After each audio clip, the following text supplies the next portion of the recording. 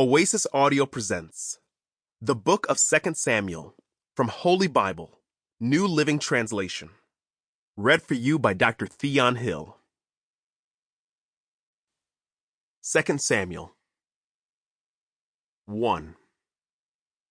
David learns of Saul's death. After the death of Saul, David returned from his victory over the Amalekites and spent 2 days in Ziklag. On the third day, a man arrived from Saul's army camp. He had torn his clothes and put dirt on his head to show that he was in mourning. He fell to the ground before David in deep respect. "Where have you come from?" David asked. "I escaped from the Israelite camp," the man replied. "What happened?" David demanded. "Tell me how the battle went." The man replied, "Our entire army fled from the battle. Many of the men are dead, and Saul and his son Jonathan are also dead." "How do you know Saul and Jonathan are dead?"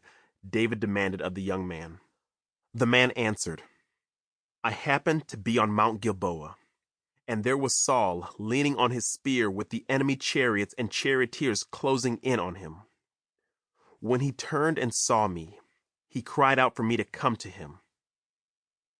'How can I help?' I asked him. He responded, 'Who are you?' 'I am an Amalekite,' I told him.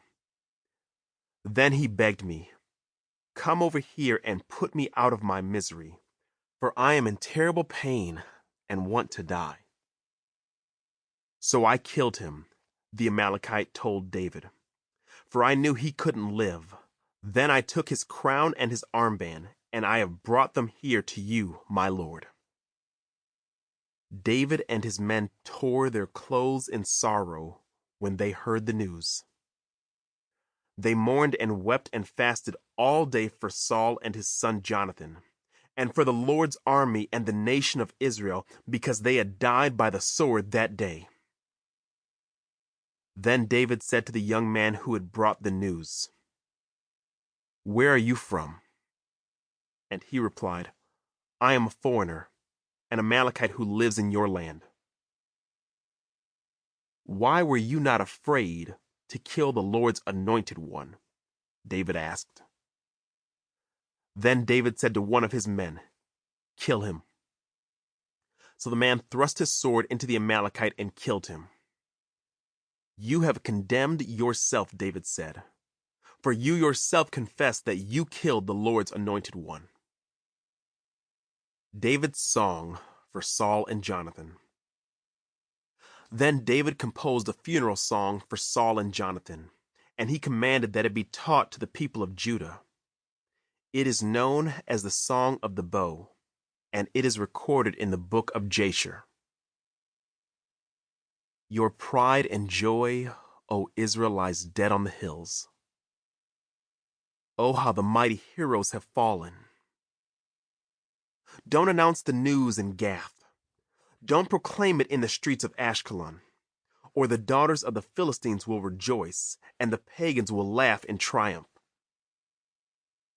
O mountains of Gilboa, let there be no dew or rain upon you, nor fruitful fields producing offerings of grain.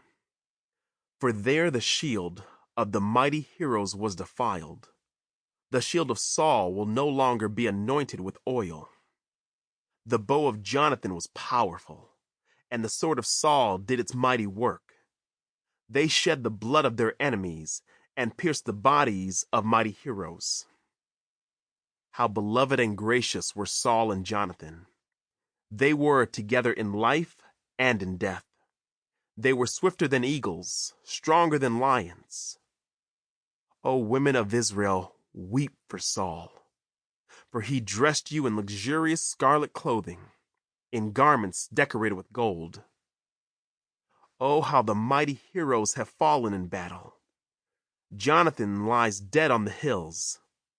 How I weep for you, my brother Jonathan. Oh, how much I loved you, and your love for me was deep, deeper than the love of women. Oh, how the mighty heroes have fallen. Sample complete. Ready to continue?